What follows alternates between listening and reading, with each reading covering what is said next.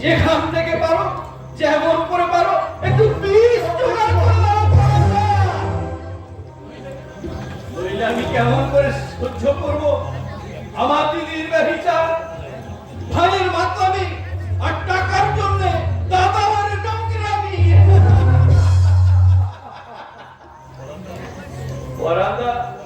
ওরা হাসছে, তুমি কিছু বলবে না? তুমি কি বাবা?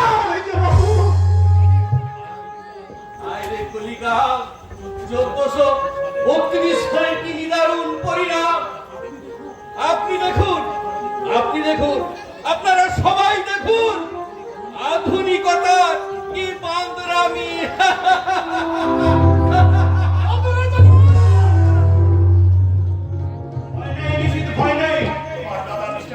তোমাকে চড় মেরে ওই বনের দিকে ঠেলে দিলেও তুমি কিন্তু তপবনের ছোঁয়া পেয়ে গেছো। দাদা, তুমি লোকটাকে ভালো করে জিজ্ঞেস করো, ওটা তপবনের ছোঁয়া না অধঃপতনের ধোঁয়া? আমার বুকের মধ্যে কেঁদে উঠলো। তুমি কোথা থেকে আসছো? পন্ডিচেরি না গোয়া? আমার সাহিত্য চাষের সব ধানি কবেই হয়ে গেছে রোয়া। দেখে মনে হচ্ছে তুলসী পাতা একেবারে ধোয়া।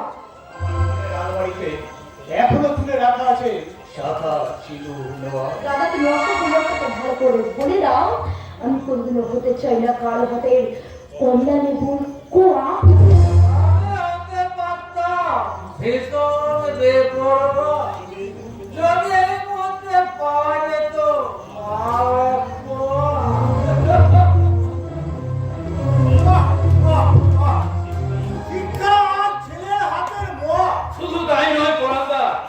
মানুষের সুনীতি আজ দুর্নীতির বিছানায় শোয়া।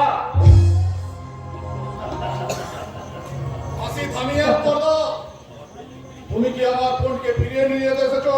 যে আমার আদর্শের সময় কোনোদিন নিজেদের মেলাতে পারেনি, তাকে ফিরিয়ে নিয়ে যাওয়ার কোনো প্রশ্নই ওঠে না। তোমার মুখ দেখে মনে হচ্ছে অর্ধেক দিন তোমার খাবার জোটে না। প্রকৃতির আবহাওয়া বিষাক্ত হয়ে গেলেও অনিবার্য কারণবশত প্রয়োজনীয় বাতাসটুকু নিয়ে ফুলগুলো কি ফোটে না? দাদা, সূর্য কি এখন ওই পূর্ব দিকে ওঠে না? ও পরান্দা, কাদের যেন বুক ফাটে, তবু মুখ ফোটে না।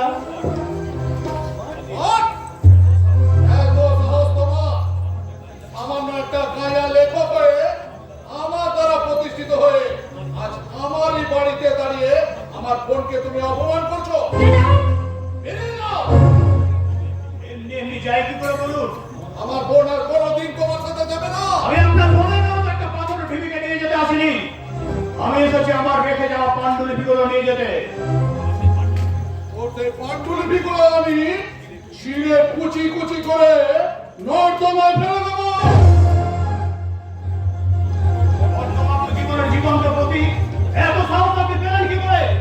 আপনি কি জানেন একমাত্র লেখকরা করে তাদের কলম পরবর্তী সাহায্যে আপনাদের উপদেশ করে দুঃখে ছিন্ন ছিন্ন করে দিতে তবে একটু ওর এই পাণ্ডুলিপির বদলে আমার এই চপ্পলটা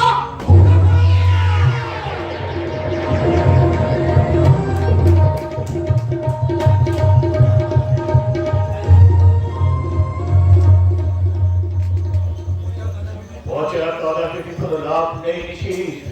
বাবু দুঃখ করো না, পড়া দুঃখ করো না, আমাকে একটু সময় দাও। আমি যাবার আগে মিস্টার মুখার্জিকে একটা প্রশ্ন করে যেতে চাই। কি বলতে চাস তুই? আপনার কাছে আমার দুটো জিনিস রাখা ছিল, একটা বই আর একটা বউ। দুটো জিনিস আপনি আপনার লোহের ব্যাংকে রেখে যত করেন সুদের পর সুদ খাটান। যাওয়ার সময় শুধু আপনাকে একটা কথা বলে যায়, আপনি অনুগ্রহ করে একটু এগিয়ে আসুন। আমি আপনার পায়ের চপ্পলটা আপনারই মুখে দেখি, আপনার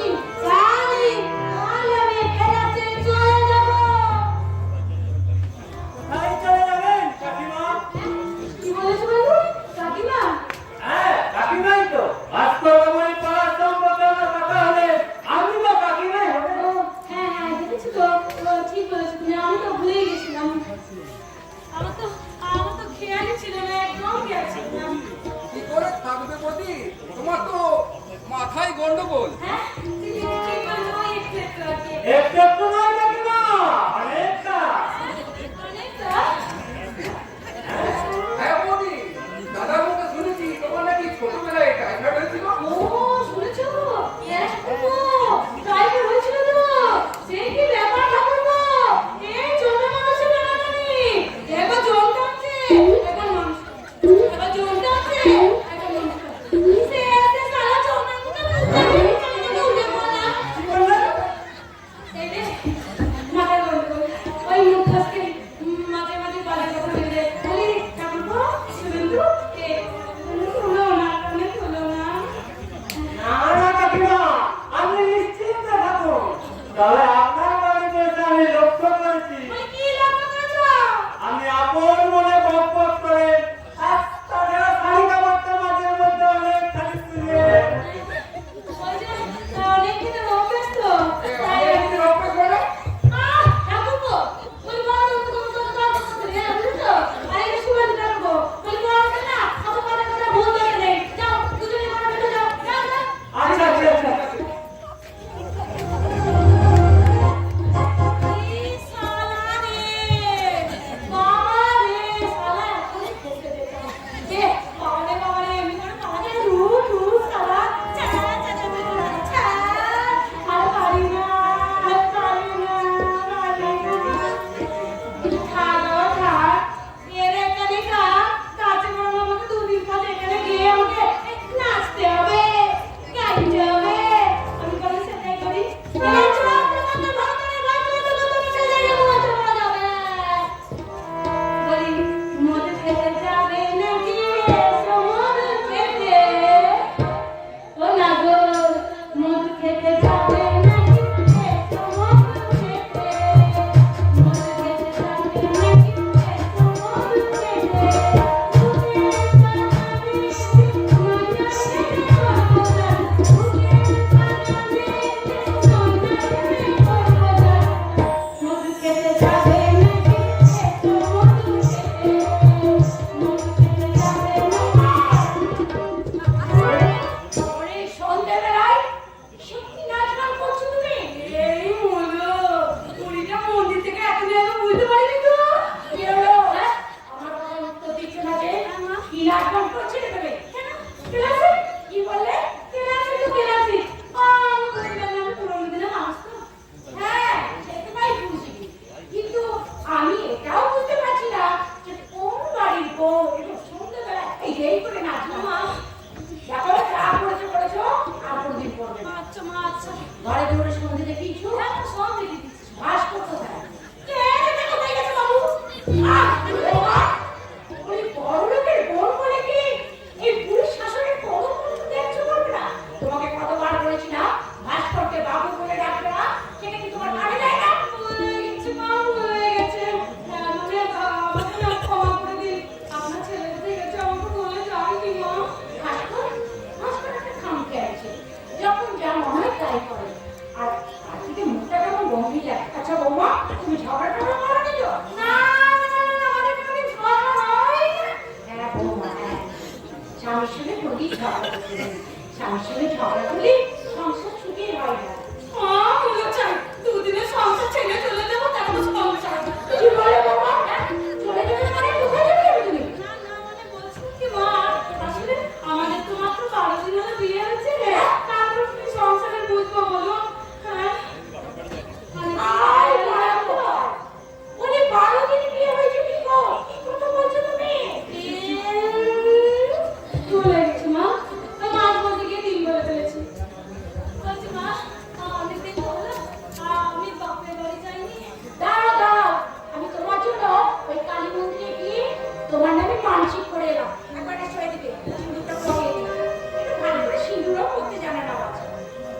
সিঁদুর পরাবো নারী, পয়সা কাশ করে শাড়ি, আবার পাদুকারি, করিতে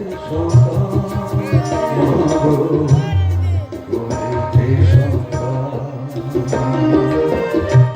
সিঁদুর পরাবো নারী। আসার সময় লক্ষ্মীর পাচারিকে দিয়েছি।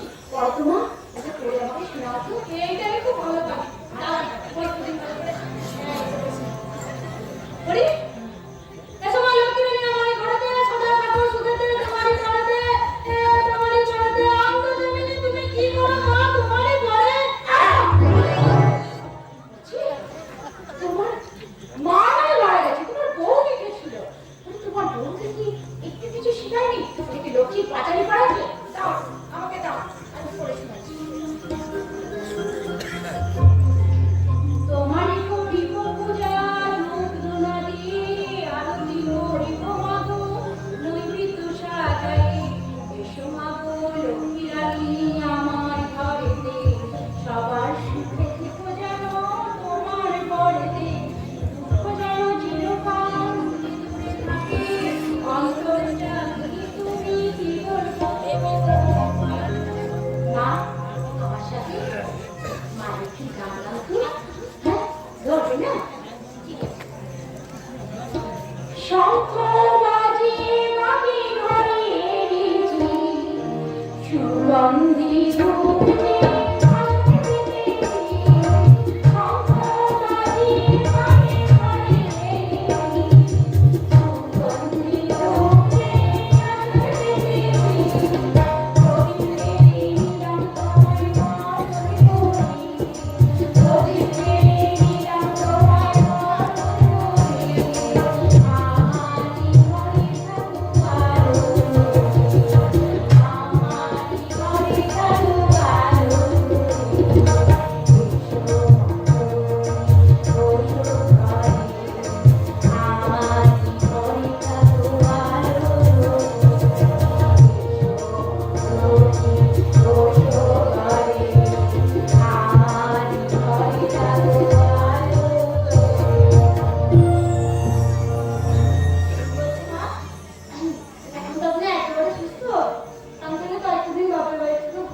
দেখো বৌমা, এই স্বামীর সংসার করতে এসে এত বাপের বাড়ি থেকে টান কিন্তু ভালো, কিন্তু কোনো কিন্তু না। কিন্তু নয় সঙ্গীতা, আমার মা যা বলবে তাই তোমাকে শুনতে হবে। মা এখন পুরোপুরি সুস্থ হয়ে গেলেও মায়ের এখন কিছু তো মিস্টেক হয়ে যাবে, তাই তোমার বাপের বাড়িটা চলবে বলে দিল। দেখলে তো বৌমা, ছেলের মায়ের প্রতি কেমন মায়া, এমনি মায়ার ভাবনা করবে যখন তুমি আমার মতো ছেলের মা হও।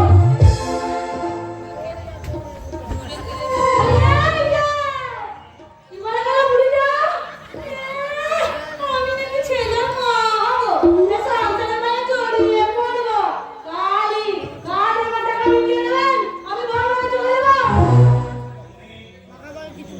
আমি কিন্তু ভারী খারাপে আছি বাবু, টাকা পয়সা কোনো গল্প হলো না। তোমার কাছে কিস্তিতে তোমার মান সম্মান কিস্তি কভার করে দেবো বলছিল। তুমি আমাকে বিশ্বাস করতে পারো না? বিশ্বাস আমার বিশ্বাস তুমি লাঠিমান। কিন্তু কেন তুমি আমাকে বিশ্বাস করতে পারো না? বেশ তো কিছুদিন হয়ে গেল তুমি আমার বাড়িতে আমার পৌঁছে গেছো। মা ভাইয়ের উপর বিশ্বাস স্থাপনের জন্য আমরা দুজন একই ঘরে থেকেছি ঠিকই, কিন্তু এক বিছানায় নয়। ওরা আমি তো তোমাকে কোনোদিন স্পর্শ করতে চেয়েছি। ওই জন্যই তো আমি ভারী মুশকিলে পড়ে গেছি। আমিও যে পেছনে পেছনে কেমন একটা হয়ে যাচ্ছি। মানে সত্যি করে বলো দেখি বাবু, তুমি সত্যি সত্যি রামকৃষ্ণের মানুষ তো, নাকি স্বর্গ থেকে নেমে আসা কোনো দেবতা? আমি কোনো দেবতা নই। তাহলে তুমি কে? আমি সামান্য একজন লেখক মাত্র। বাবু, ভাস্কর আছিস নাকি ভাস্কর? এ সঙ্গীতা, এ মনে হয় অক্ষয় দাদু আছে, বুঝলে? ও আমার দাদু এখন। তুমি কিন্তু ওই অক্ষয় দাদুর সামনে আমাকে আপনি দিয়ে বাবু এইসব কথাগুলো বলবে না কিন্তু, ঠিক আছে? কিন্তু উনি যদি কোনো উল্টোপাল্টা প্রশ্ন করে? আচ্ছা তুমি আমার দিকে তাকালে আমি তোমাকে ঠিকঠাক বুঝিয়ে বলবো কি বলতে হবে না বলতে হবে, ঠিক আছে?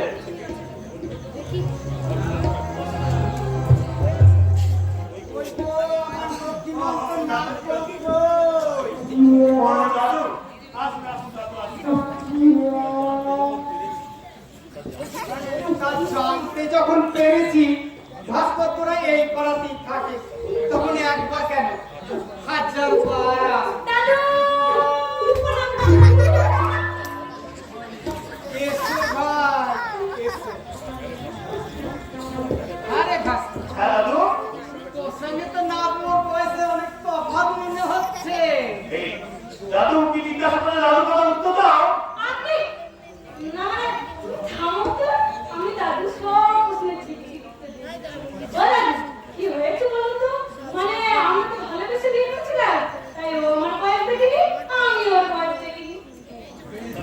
তা বেশ। তো হঠাৎ ভাস্করকে তুমি বলার আগে আপনি বললে কেন? আসলে কি হয়েছে জানো বাবু, ওই আমাকে বড় ভাবার জায়গায় আপনাকে বড় ভেবে ফেলেছে এই আর কি। দাদু দাদু বলছি আমার ঠাকুমার কথা মনে পড়ে না? তা আবার পরে না, যাক সে কথা। তা না গো, তুমি নাকি খুব বড় বাড়ির মেয়ে। আহ, তা বাপের বাড়ি থেকে কত গয়না পেয়েছো? বড় লোক বাড়ির মেয়ে হয়ে শেষকালে ওই ভাস্করকে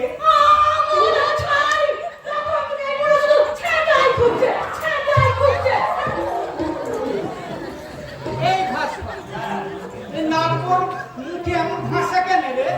আসলে কি হয়েছে জানো, আমার বউয়ের সামনে যদি কেউ বেশি কথা বলে না, আমার বউয়ের মাথাটা একদম গরম হয়ে যায়, আর তখনই মনে হয় ও যেন একেবারে পাগল হয়ে গেছে। হ্যাঁ, নাগবো পাগল। তাহলে তুই একটু সুখী নস বল। না দাদু,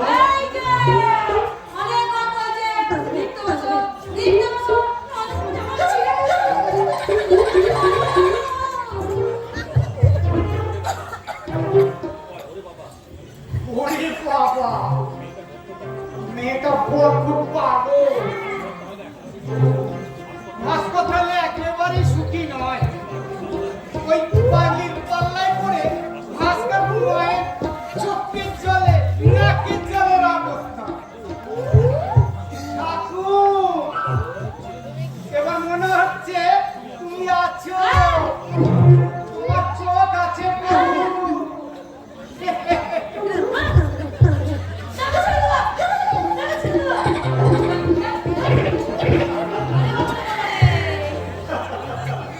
এবারে বুঝতে পারলে সুবিধা, আমি কেন তোমায় বলেছিলাম ওই পায়ের চপ্পল কেমন মানায় অমানুষের মুখে।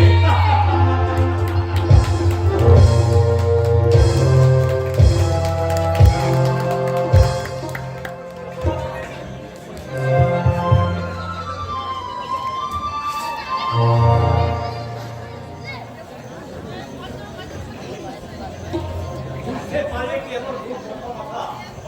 আমার সেই গন্ডির দোকানটা ভেঙে যাওয়ার পর থেকে আমি একটা মানসিক আমার কথা শুনে তোমাকে আর এভাবে ঢুকতে হতো না। আমি তোমাকে বারবার বলেছিলাম তুমি তোমার মুখে সামনে পেয়ে যাও, তার কাছে ক্ষমা চেয়ে আসো, আর না হলে ওই কর্মচারীদের কাছে কিছু ঘুষের ব্যবস্থা করো। শিক্ষা যে আমাকে অস্বীকার করে পাওয়ারতে বাধা দেয়, তাই তো আমি তোমার কথা মানতে পারিনি। তবে এবার হয়তো আমাকে অনেক করতে মানতে হবে।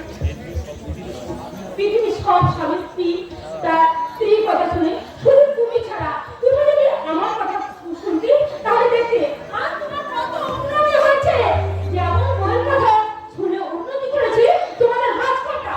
আমি ভাস্করটার থেকে অনেক বেশি এগিয়ে যাবো। কি করে? অন্ধকারে পা বাড়িয়ে কি বলে? নিজেকে পৃথিবীর আলোর জগৎ থেকে খুঁজে আমি খবর রাখছি। তাই আজ আমি তোমাকে হিন্দি সিনেমা দেখতে যাবো। অন্ধকার পৃথিবীর অলিগলি সন্ধান জানতে, কারণ বেশিরভাগ হিন্দি সিনেমা যে দেখানো হয় ব্যাংক লুট করার কায়দা, নেতাদের মেয়েদের যৌবন নিয়ে ছিনিমিনি খেলা, আর চুরির চিন্তায় চান্দাবাজি, অভিনব কৌশল। কি বলছো তুমি? আরো অনেক কথা বলার আছে। এদের শিক্ষা ব্যবস্থা যখন আমাকে ধারা ধারা প্রতিশ্রুতি দিতে পারবো না, তখন আমার সঙ্গে তোমাকেও হিন্দি সিনেমা দেখতে যেতে হবে।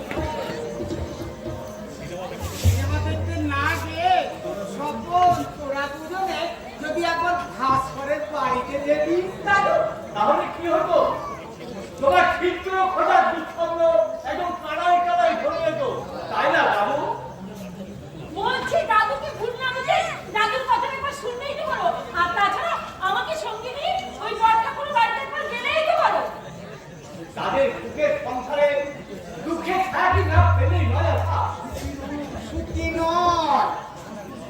অত সুখী নয় রে স্বপন, সুখী নয়। না, শুনছি বৌদি নাকি পাগল। হ্যাঁ রে স্বপন, আমি নিজের চোখে দেখে আইছি ভাস্করের বাড়িতে। দাদু কথাটা সত্যি? হ্যাঁ রে স্বপন, হ্যাঁ রে স্বপন, দাদু যা বলছে তা একেবারে সত্যি। হাসপাতা সেদিন আমাদের বাড়ি থেকে কতটুকু আর রেখে এসেছেন বল। তোর বৌদি যে কত মানে পাগল তা আমি ভাষায় প্রকাশ করতে পারবো না রে। দাদা, আপনি কি চিকিৎসা করেন? আমার মায়ের জন্য আর তোমার দিদির জন্য বাড়িতে ডাক্তার তো লেগেই আছে। লোকটা বাবা তো বেরোলো না, দিনের দিন যেন লোকটা বেড়েই চলেছে। আমার এর মধ্যে একটা বিস্মৃত কাণ্ড ঘটে গেছে। কি কি? হঠাৎ দেখি আমার স্ত্রী সঙ্গীতা আমার ভাই অমরকে গলা চেপে ধরতে আসছে। ঈশ্বর, ওরা যদি আমার বাড়িতে গিয়ে আসল ব্যাপারটা জানতে না পারে এবং আমাকে আর বিপদের মধ্যে ফেলতে না পারে, তার জন্য এই সে কথাটা বললাম। তুমি যেন আমার অপরাধ নিয়ে না দয়া করে, তুমি যেন আমার অপরাধ নিয়ে না। আচ্ছা দাদা, তুমি কি বিয়ের আগে জানতে না যে বৌদি পাগল? আরে জানতে পারলে কি আমি এই বিয়ে করতাম রে? শুনেছি দিদি নাকি অনেক বড় লোকের মেয়ে, সঙ্গে করে অনেক টাকা, গয়না সব নিয়ে এসেছে। সেই লোভে পড়ে তো আমার এই অবস্থা হলো না। ছি ছি ছি ছি, শুধু তাই না, দুজনের বয়সে কত তফাৎ। এই বলছে তুমি, আবার এই বলছে আপনি। দাদু, এই টাকাগুলো আপনি রেখে দিন। টাকা? হ্যাঁ, আমি মাঝে মাঝে এসে এইরকম কিছু টাকা দিয়ে যাব, ঠিক আছে? তোমরা আমার বাড়িতে গেলে হয়তো সঙ্গীতার পাগলামিটা বেড়ে যাবে, বলা তো যায় না, রক্তারক্তি ঘটে যাবে একটা। দাদু, মিষ্টি খাবেন? সবল বৌমা, আমি তাহলে এখন আসছি। আমি মাঝে মাঝে এসে এইভাবেই কিছু টাকা দিয়ে যাবো, ঠিক আছে? আসি। তুমি কি বুঝলে?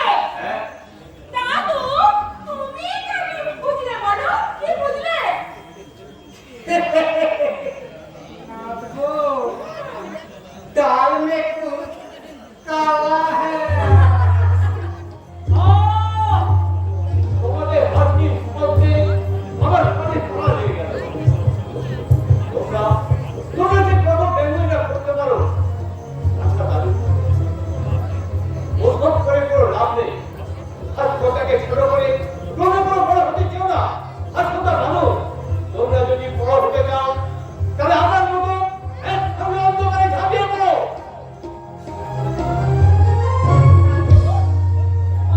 এই কিছু বলছি।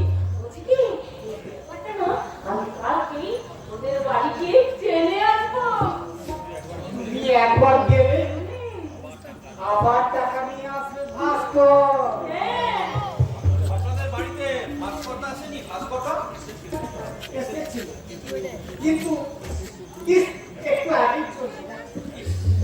এত চেষ্টা করে ওনাকে আমি করতে পারলাম না। কি ব্যাপার বলুন তো? আসলে আমি অনেকদিন থেকেই ওনাকে খুঁজছি, কিন্তু আগে যে বাড়িতে থাকতেন সেই বাড়ি ছেড়ে এখন উনি এই পাড়ায় উঠে এসেছে, তাই ওনার ঠিকানাটা আমি বলতে পারছি না।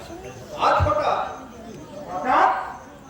দূর থেকে দেখলাম উনি এই বাড়িতেই এসেছেন, কিন্তু ব্যাড লাক, আমি আসার আগেই উনি চলে গেছেন। আচ্ছা, ভাস্করটার ঠিকানাটা আপনারা বলতে পারবেন? তুমি কে? আমি ওনার সম্বন্ধী, উনি আমার জামাই বাবু। মানে আরে বুঝতে পারছো না দাদু? উনি সঙ্গীতাদের ভাই। আপনারা আমার দিদিকে কি করে চিনলেন? সে কি গো, তোমার এই পাগলি দিদি আমার পুরো সম্পর্কে না গো। কি বললেন? আমার দিদি পাগলি? পাগলি মানে সাংঘাতিক পাগলি। আমি কি স্বপ্ন দেখছি না ভুল শুনলাম যে আমার দুটো বাড়িতে আমার দিদিকে ওরা দেখেছে? আচ্ছা, আপনি বলুন তো কবে গেছিলেন আমার দিদির বাড়ি? এই তো দুদিন আগে। দুদিন আগে? আচ্ছা আচ্ছা, বলুন তো আমার দিদিকে দেখতে কেমন? ও দেখো, ওর ছোকরা মনে করছে আমি নিচে কথা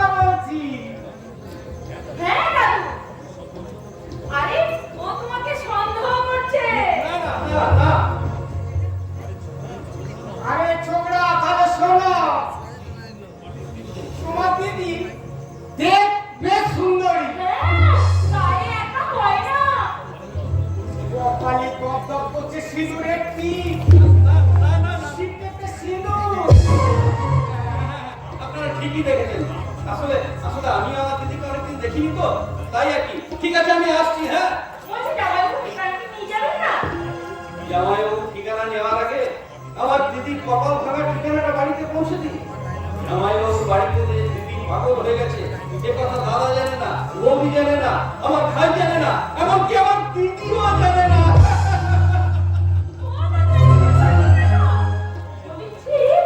বলছি যে পাগল হয়ে গেছে সে জানে না, তার মানেটা কি? মানেটা বুঝলে না গো? ও দিদি যেমন পাগল, ও তেমনি পাগল। গোটা গোষ্ঠীটাই একটা বড় পাগল।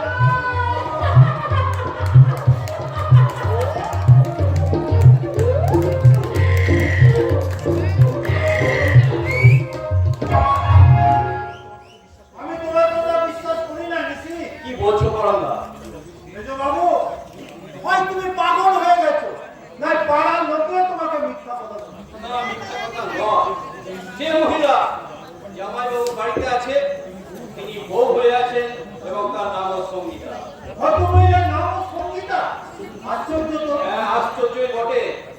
ব্যাপারটার মধ্যে এমন একটা রহস্য লুকিয়ে আছে যেটা তুমিও ধরতে পারছো না আর আমিও ধরতে পারছি না। শোনো মেজো বাবু, বলো। এই সঙ্গীতা নামে যে পাগলি মেয়েটা জামাইবাবুর বাড়িতে বউ হয়ে আছে, এ কথা যেন তুমি দ্বিতীয়বার তো বলবে না। বলবো না? কিন্তু ব্যাপারটা কি সেটা জানতে তোমাকে জামাইবাবুর বাড়িতে যেতে হবে। হ্যাঁ। কাল সকালে তুমি জামাইবাবুর বাড়িতে যাবে। হ্যাঁ, যাবো।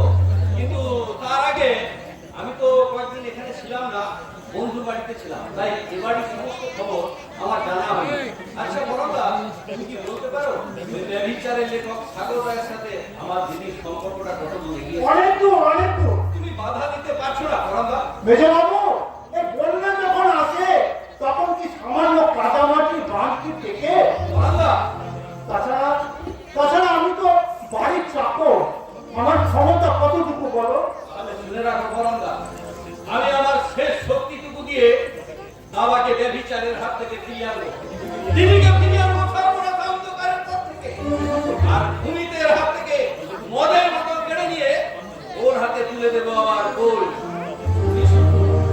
আবার বাবার পাশে দাঁড়িয়ে থেকে আমাকে একটু সাহায্য করো বরদা। মেজবাবু, আরো অনেক কথা আছে, পরে শুনবো। তার আগে আমাকে দেখে আসতে হবে আমার জামাইবাবুর বাড়িতে সিঁদুর করে সর্বনাশা ভয়ঙ্কর নায়িকা রূপে যে মহিলা বাস করছে তার আসল পরিচয় কি, আর জামাইবাবুর সঙ্গেই বা তার সম্পর্কটা কি? ছি, ছি, ছি, ছি। কি আশ্চর্য ঘটনা! দিদিমণি নাকি পাগল হয়ে গেছে। কারো কথা শুনতে পাচ্ছে না রাজেশ, কারণ রাজেশের চোখ দুটো চলে গেছে গঙ্গা পরিমরা মেঠো পথ করে ওই নদীর দিকে। ফিকে হয়ে গেছে সূর্যের আলো, তখনও বিবর্ণ বিষণ্ণ বেলা। ওই তো গা ধুয়ে আসছে গায়ের মেঘটা, তার ভিজে কাপড় ধুয়ে পরে বেরিয়ে আসছে তার যৌবন। ও সাগরবাবু, হ্যাঁ হ্যাঁ, বলুন বরুণদা, বলুন। আপনি বোধহয় এই সঙ্গীতা দিদিমণিকে মনে করে এই লেখাটা লিখলেন। হ্যাঁ হ্যাঁ হ্যাঁ হ্যাঁ, কারণ তোমার সঙ্গীতা দিদিমণিকে নিয়ে আজ আমি বেড়াতে যাবো যে। সঙ্গীতা দিদিমণি আপনার সঙ্গে বেড়াতে যাবে না? কেন, কি হয়েছে তোমার সঙ্গীতা দিদিমণি? সবাই বলছে দিদিমণি নাকি পাগল হয়ে গেছে, পাগল হয়ে গেছে। বুঝেছি বুঝেছি, প্রতিশোধ নেওয়ার জন্য ওই ভাস্কর ব্যানার্জি রটিয়ে বেড়াচ্ছে সঙ্গীতা নাকি পাগল হয়ে গেছে। কিন্তু না না না, মোটেই না। সঙ্গীতা আমাকেই পাগল করে দিয়েছে।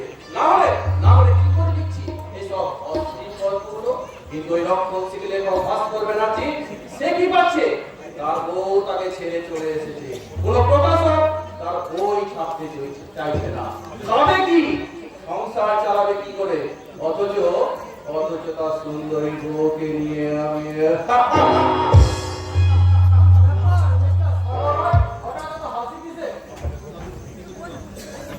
আপনাদের গৌরীপতি কাম লেখক মিস্টার ভাস্কর ব্যানার্জির চালাকির কথা শুনে। ওটা কি? তিনি নাকি রটিয়ে বেড়াচ্ছে আপনাদের বোন নামিয়ে সঙ্গীতা নাকি পাগল হয়ে গেছে, পাগল। ওরে বাচ্চা ভাস্কর ব্যানার্জি ঠিক খেলছে, কিন্তু সে কি জানে আমার দাদা ওভার টিক্স খেলে তাকে একেবারে মিক্সচার বানিয়ে দিতে পারে? যাক সে তো কথা। আপনি কি বলতে পারেন হেরোইন, হাসির, ব্রাউন সুগার এগুলো কোথায় পাওয়া যায়? কেন পুলিশের কাছে গেলে পুলিশই বলে দেবে। পুলিশ বলে দেবে? ও শিওর শিওর, কারণ পুলিশ তো জানে কোন কোন থেকে এসব মাল পাওয়া যায়। আচ্ছা সুমিত বাবু, আমি এসব মাল খাবেন কেন? মদের নেশা ভেতরের আমিটাকে বোধ করতে পারছি না বলে। আপনার অস্থির রাতে চিয়ার্স করতে একটু হেরোইন সেবন করে ফেলুন সুমিত বাবু, তাহলে দেখবেন আপনার ওই ভেতরের আমি এবং বাইরের আমি দুটো আমি একটা বাদামি স্বপ্নের সন্ধান পেয়ে গেছে। যে সুমনের বাচ্চা আমার দিদিকে পাগল করে চালাতে চাওয়া, তাকে আমি পাগল করে ছেড়ে দেবো। বলে কি না? তুমি কথা কে বলেছে? এ আবার তোর বর? মহিলাটা বলেছে ও আমার কাছে তোর নয়, ও আমার কাছে কোন বড় হয়ে গেছে। তাই যদি মনে করি তাহলে অস্থির সাহিত্যের অঙ্গনে চলে গেল ওই নজর হরিণ সাগর আজকে বেঁধে রাখতে পারছি না। পারবই তো, তাকে আগে কি পরীক্ষা করতে দে। দেখি দিদি এখনো তোর পরীক্ষা করা হয়নি, তার মানে মনে মনে কি আপনি আপনি স্বামীর কথা বলছেন? হ্যাঁ, স্বামী নো নো, স্বামী নয়, সে এখন আমার দাদার কোর্টের দাবি আসামি।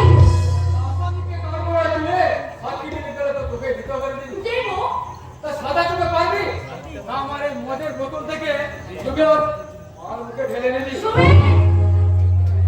অমিত পর প্রাইম মিনিস্টার অজিত মুখার্জির আধুনিকা বোন, যে মেয়ে স্বামীকে আসামি করে ওর পুরুষের দিকে এগিয়ে যা, তার চরিত্রে কি আর লজ্জা বলে কোনো কিছু থাকা উচিত? তুই তাকে টোন করছিস? ডোন্ট কেয়ার যার স্বভাব, তার ক্যারেক্টারে স্বেচ্ছাচারিতা অভাব থাকলে কিন্তু আজকের আধুনিক সমাজকে মুখের মতো জবাব দিতে পারবে না। বাবা কুর্তির মতন কথা বলিস না রে, ননসেন্স। দাদার কাছে ব্যবসায়ের লাইসেন্সটা পেয়ে গেলেও আমি যে আমার অরিজিনাল স্বভাবটা পাল্টাতে পারছি না। তাই তো মাঝে মাঝে আমার এই বুকটার মধ্যে ঘুরে ওঠে নমস্কারের হাবো। তখন আমি কাঁদতে কাঁদতে বলি, মনটা আমার বাবা আমি ভাবব মেরে যাবো।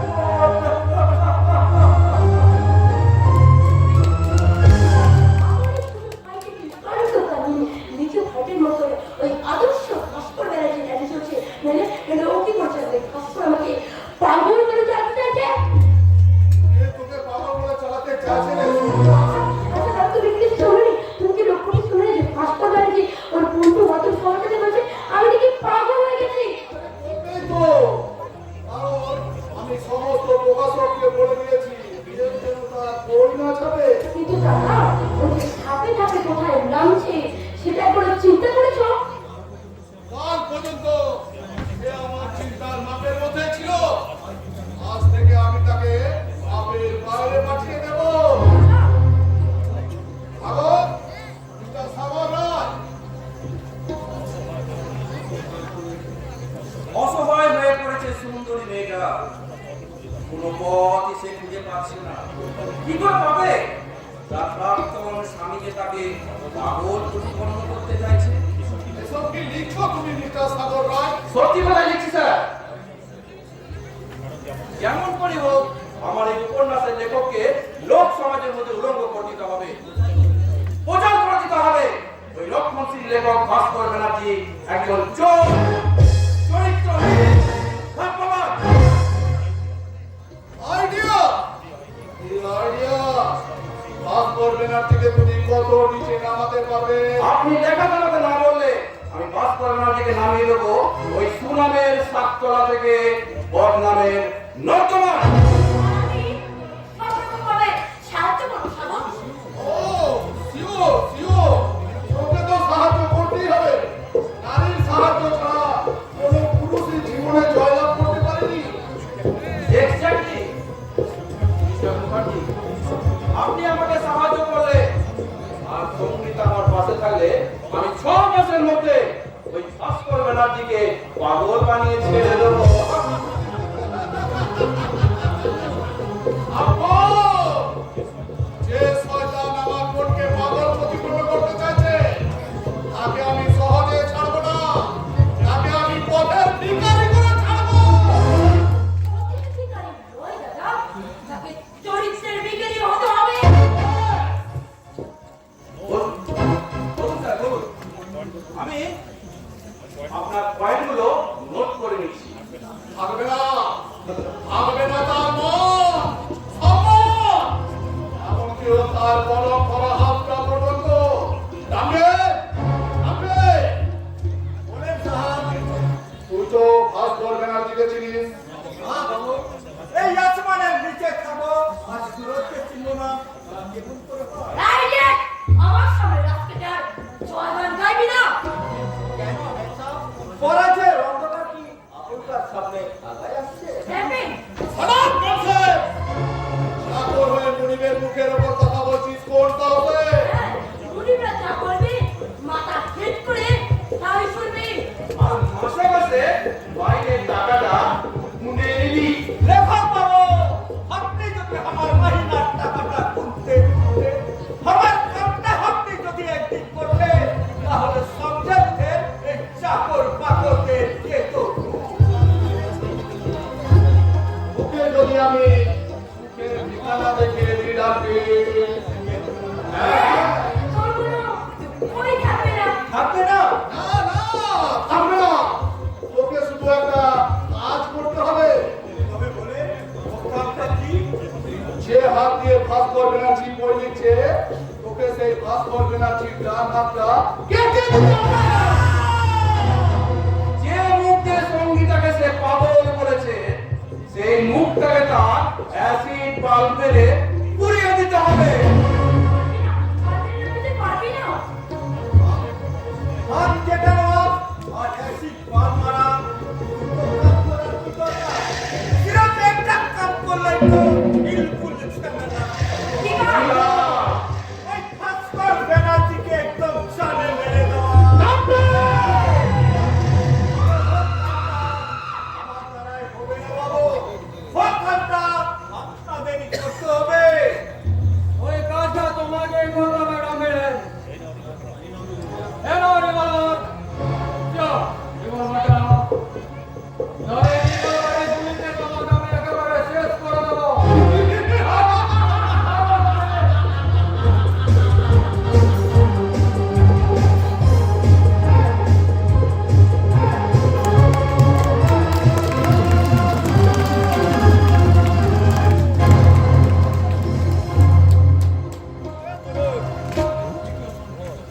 বিজ্ঞাপন বিজ্ঞাপন বিজ্ঞাপন।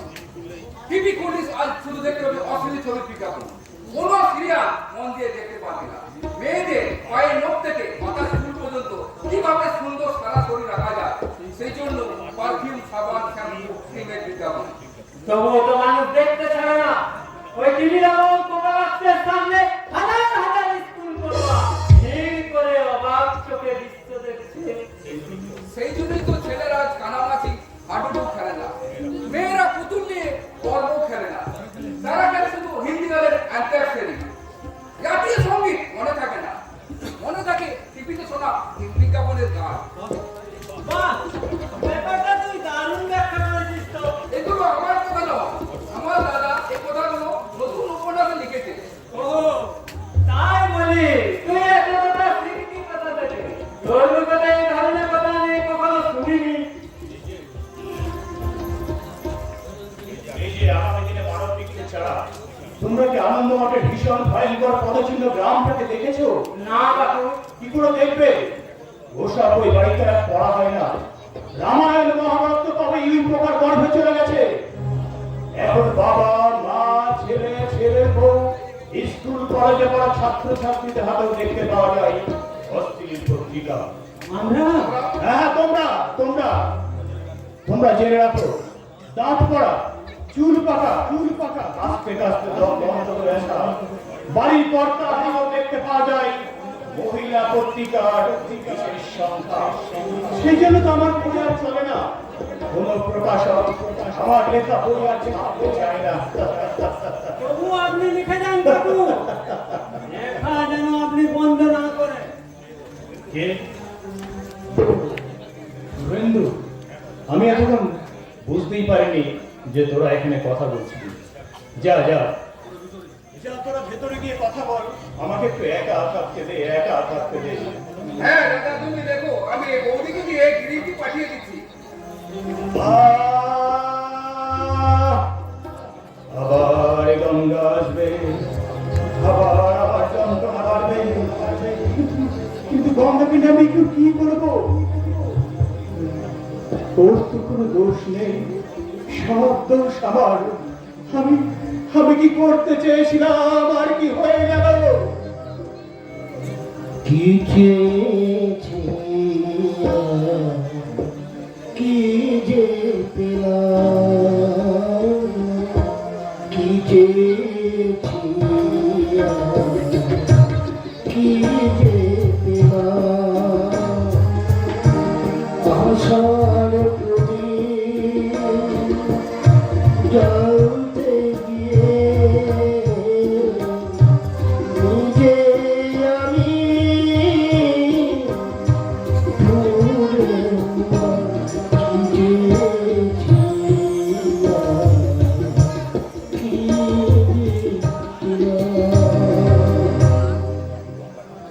কিন্তু গঙ্গার হাত থেকে আমি নিষ্কৃতি পাবো কি করে?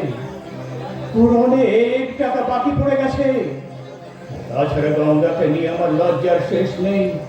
মা আবার অসুস্থ হয়ে পড়ে আমাকে আবার চরম বিপদের মধ্যে ফেলে দিয়েছে। এখন আমি কি করব? আমার যন্ত্রণার কথা আমি কাকে বলবো? কেন? তোমার যন্ত্রণার কথা তুমি আমায় বলতে পারো না বুঝি? কি বলো, তুমি কি অসুস্থ? মানে এই যে কি মনে মনে ভাবছো বলো তো তুমি? না, তুমি নয়, আপনি করে বলো, আপনি করে।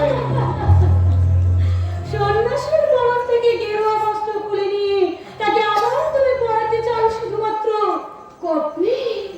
তুমি আমার লেখা বই পড়ে আমার কথাগুলি আমাকে শোনাচ্ছ। তুমিও তো আমার স্বপ্নের কথা শুরু করে সেই স্বপ্নের জাল আমাকে দিয়ে বোঝাচ্ছ। এটা আবার প্রথম উপন্যাসের কথা। এটা আমার জীবনের প্রথম ভালোবাসার ব্যথা। লতার মতো তুমি আমাকে জড়িয়ে ধরতে চাইছো কেন? আর তুমি তোমার সংসার, তোমার পরিবেশ পরিস্থিতি আমাকে যে অক্টোপাসের মতো জড়িয়ে ধরেছে সে কথা কি তুমি জানো? কিন্তু মা সুস্থ হয়ে গেলে তোমাকে তো এখান থেকে চলে যেতে হবে। আমার চলার পথে তোমার শিক্ষার টাকা বন্ধ করে তুমি ছড়িয়ে দিয়েছো কবে? আমি তোমাকে বোঝাতে পারছি না গঙ্গা, আর বেশি দিন তোমার এখানে থাকা চলবে না। আজ আমার কথা তুমি আর কোনোদিন বলবে না। কি সর্বনাশ! ওই গণিকা মেয়েটা আমার অসহায়তার সুযোগ নিয়ে আমার চরিত্রের উপর একেবারে জাঁতার মতো চেপে বসে আছে। আমার হৃদয়ের মাঝে লুকিয়ে থাকা স্বপ্নের পাখিটা কি মিষ্টি সুরে গান করেছে। ও তো নোংরা মেয়ে, জোর করে তাড়িয়ে দিতে চাইলে খিস্তি খেউর করে গাড়ি গালাল দিয়ে আমার মান সম্মান একেবারে ধুলোর সঙ্গে মিশিয়ে দেবে। আমি কি জানতাম বৌমা, মামিমা, কাকিমা, নাতু এই শব্দগুলো আবার এত সুন্দর আমার স্বপ্নের সাথে ফুল ফুটিয়ে তুলবে। সেই অসভ্য মেয়েটা আজ এমন সভ্য ভদ্র ভাষায় কথা বলছে কেমন করে? আমার এই শাখা, আমার এই সিঁদুর, মায়ের স্নেহ আর আমার ছোট্ট ঠাকুরকে ভালোবাসেছে। আমায় চলে যেতে হবে না।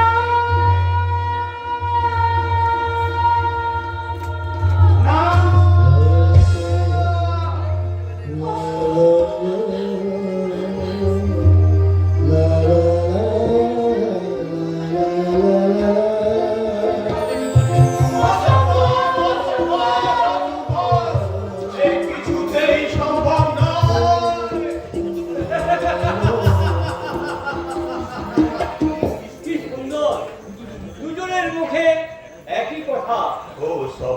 নমস্কার ভাস্করদা। এই স্বপন, সঙ্গীতা আমার ভাই স্বপন। ও স্বপন ঠাকুর, হ্যাঁ তোমার দাদার মুখে আমি অনেক কথা শুনেছি। কিন্তু বৌদি তোমার চোখে জল। হ্যাঁ, না না না মানে কোথায় জল? আসলে না কদিন হলো আমার খুব ঠান্ডা লেগেছে। ঠান্ডা লেগেছে? হ্যাঁ হ্যাঁ রে স্বপন, আমি তো সারা রাত জেগে বই লিখি, আর তোর বৌদিও আমার সঙ্গে বসে সারা রাত জেগে বসে থাকে, তাই বলে একটু ঠান্ডা লেগে গেছে আর কি। বুঝেছি দাদা, বুঝেছি। তোমার কাছে বৌদিকে তো থাকতে হবে। কি নারী কি পুরুষ একাকি মহান কাজ করতে পেরেছে, তাই তো নজরুল ইসলাম লিখে গেছে, আমি সামনের গান গাই, আমার চোখে পুরুষ রমণী কোনো ভেদাভেদ নাই। বিশ্বে যা কিছু মহান সৃষ্টি চিরকল্যাণ কর, অর্ধেক তার করে আছে নারী, অর্ধেক তার নাম। দাদা এই বিশ্বে যত ফুটি আছে ফুল, ফলি আছে যত ফল, নারী দিল তার রূপ রস মধু, গন্ধ সুনির্মল। রাজমহলের পাথর দেখেছো? দেখেছো কি তার প্রাণ? অন্তরে তার মমতাজ নারী, বাহিরেতে শাহজাহান, বাহিরেতে শাহজাহান, বাহিরেতে দাদা বৌদি কাঁদতে কাঁদতে চলে গেল কেন? আমি তো তোদের বাড়িতে সেদিনকে বলে এসেছিলাম, এই তো বৌদি পাবো। দাদা তুমি যে কোনো কারণে হোক নিজের যন্ত্রণাকে ঢাকবার জন্য বৌদিকে পাগল করে অনেক কিছু চাপা দিতে চাও, যেমন চাপা দিতে চাই আমি। তোমার বৌমা মানে আমার স্ত্রী আশা, যাকে আমি ভালোবাসা করে বিয়ে করেছিলাম, তাকে আমি কিছুই দিতে পারিনি, কিছু না। অথচ কিছু দিতে না পারা অক্ষমতাকে ঢাকবার জন্য বৌমাকে আমি কখনো ভাবি নবী, আবার কখনো ভাবি ছুটি, আবার কখনো ভাবি। যাক বাবা যাক, এতক্ষণ আমি নিঃশ্বাস ছেড়ে বাঁচলাম। কিন্তু তুমি তো মরার থেকে বেঁচে উঠেছো দাদা, কিন্তু আমি তো বেঁচে থেকেও বেঁচে নেই। তুমি কি সেটা বুঝেছো? বুঝেছি বলেই তো সেদিন আমি তোদের বাড়িতে গিয়ে কিছু টাকা দিয়ে এসেছিলাম। আরে যাক সেসব কথা যাক, চাকরি বাকরির কোনো সন্ধান করছিস?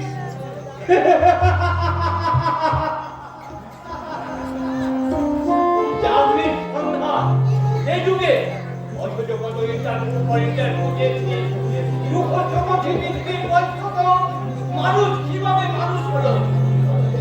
পথের পাঁচালী লেখক বিভূতিভূষণ বন্দ্যোপাধ্যায়, অথচ যারা ইন্টারভিউ নেয় সেই সব বেকার বেকার শিক্ষিত দল বেকার ছেলেদের নিয়ে বঞ্চিত করে।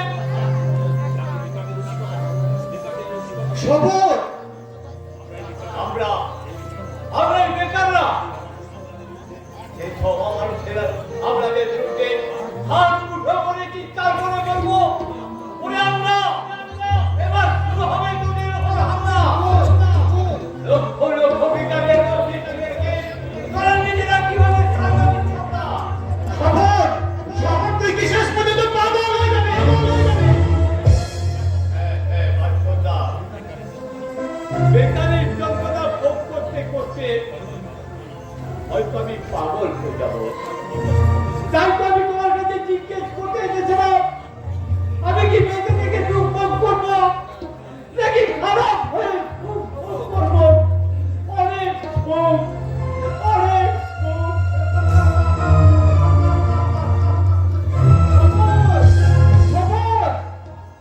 স্বপন কি শেষ পর্যন্ত পাগল হয়ে যাবে?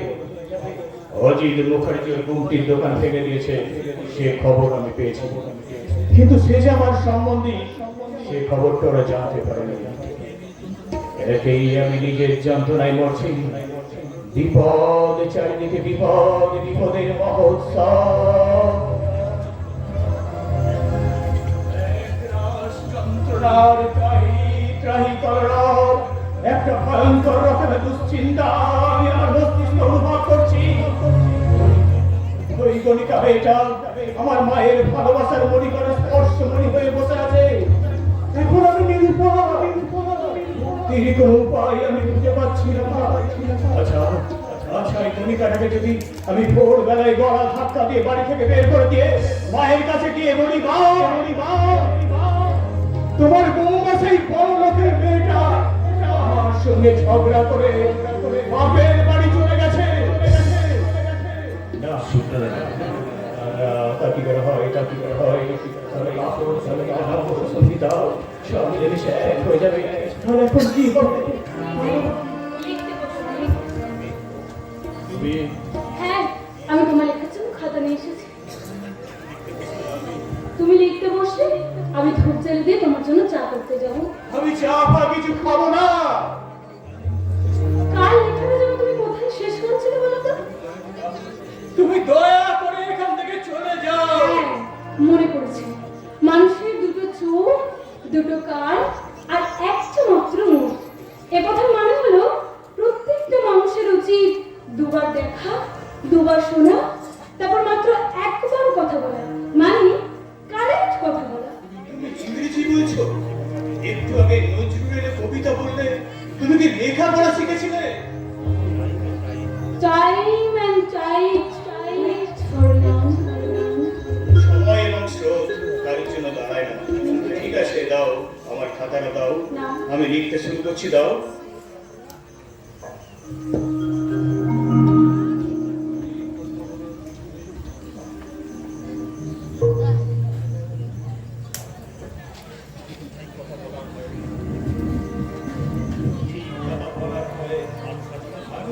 কথা না বলে করে বোবা হয়ে যাচ্ছে, মানে মানসিক বোবা, তাই প্রতিবাদ আজ বোবা হয়ে যাচ্ছে। সেই জন্যই তো তারাশঙ্কর বন্দ্যোপাধ্যায়ের চণ্ডী মণ্ডপে আজ পঞ্চায়েতের বন্দর, মানিক বন্দ্যোপাধ্যায় পদ্মা নদীর মাঝির মুখে মিথ্যে রাজনীতির স্লোগান, রমাপদ চৌধুরী বনপলাশির পদাবলীর পালা কীর্তনে আধুনিক সঙ্গীত শিল্পীরা গাইছে আমি কলকাতার রসগোল্লা।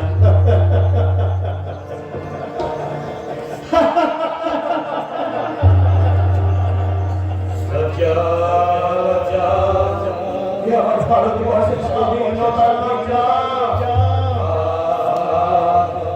আমি লিখতে পারছি না, আমি ভীষণ অনুভব করছি, লিখতে পারছি না, আমার মধ্যে ভীষণ অনুভব করছি, চিৎকার করে আমার তোমার ইচ্ছে করছে,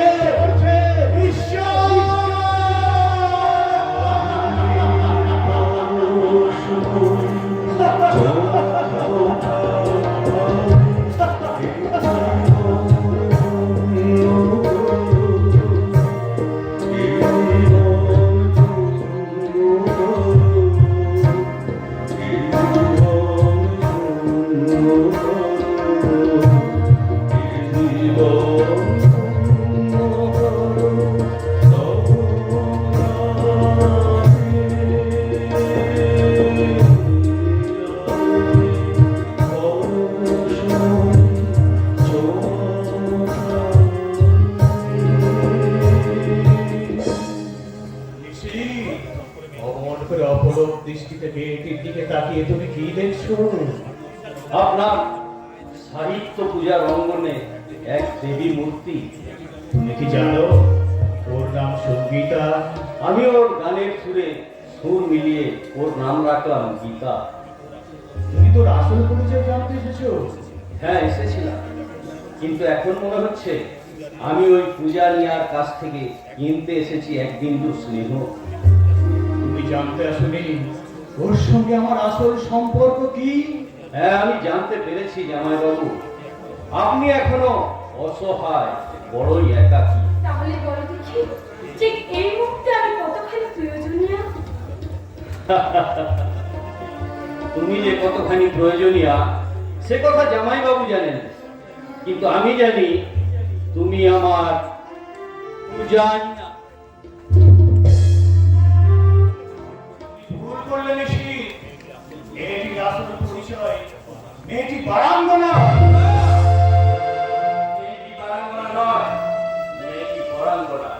তাই ওই দেবাঙ্গনা দিদির মুখ থেকে আমি একটা বড় ভয় পানি শুনতে চাই। ভাই, ভাই, এমনি কোনো স্নেহ সম্ভাষণ আমি কোনোদিন আমি আমার দিদির কাছ থেকে শুনতে পাইনি। আমাকে সে কোনদিন ভাই বলেও ডাকেনি। আজ সারা স্মৃতি হয়ে অমন পবিত্র সিঁদুরে রেখাও সে কোনদিন আগে দিদি দিদি, তাই আজ থেকে আমি হলাম তোমার ভাই।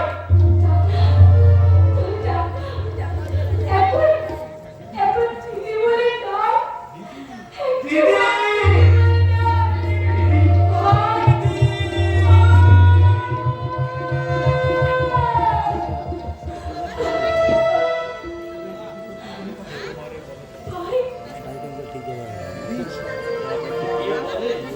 তোমায় বারাঙ্গ কে দেয় ও গায়ে হয়তো তোমার সুন্দর দিয়েছে সীতা সরস্বতী মায়ের নাই বা হলে সতী। তোমরা তো মাতা ভগিনী, তোমাদের ছেলেরা তারা তো আমাদেরই জ্ঞাতি। ওই শোনো মানুষের বাণী, জন্মের পরে থাকে না তাদের কোনো গানি। পাপ করিয়াছ বলিয়া তুমি নাই পুণ্যের অধিকার, শত পাপ করিয়া হয়নি ক্ষুণ্ণ দেবত্ব দেবতা ঋষি অহল্যা যদি মেয়েই হতে পারে দেবী, তোমারও কেন হবে না পুত্র বিমল সত্য